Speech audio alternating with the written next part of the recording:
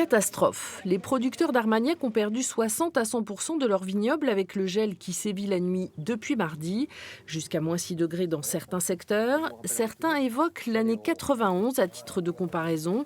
À l'époque, la production n'avait pas dépassé un fût pour des viticulteurs. À la bâtite d'Armagnac, cette jeune femme a pris la suite de son père. Après la grêle l'an dernier, elle est victime du gel. Les dégâts sont à 90% de pertes. Minimum, il n'y a rien, il ne reste plus rien. C'est dur, ça fait mal au ventre, on retient les larmes. Mon père me disait hier, tu as vraiment choisi le mauvais métier. Est-ce que c'est un choix? Est-ce que c'est... On ne maîtrise pas tout malheureusement dans ce métier, on le sait avant. Dans le Bordelais, les premières estimations tournent autour de 30% de pertes au minimum. Depuis mardi, les nuits ont été courtes avec l'installation de ballots de paille ou de bougies pour limiter l'impact du froid. Pour nous, ça nous paraît être une des méthodes peut-être les moins onéreuses pour essayer de protéger notre vignoble au mieux.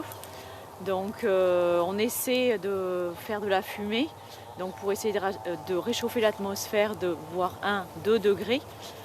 Donc voilà, en faisant cette fumée qui vient se déposer sur le vignoble au lever du jour. Le vignoble corrézien est aussi très touché, surtout les cépages précoces destinés au vin blanc comme le vin paillé.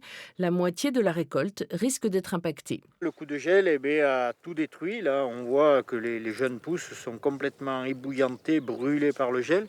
Et ça, c'est détruit à 100%. Il n'y aura aucune récolte là-dessus. Les prochains jours s'annoncent compliqués. Ce week-end, il fera plus chaud, mais la pluie sera de la partie.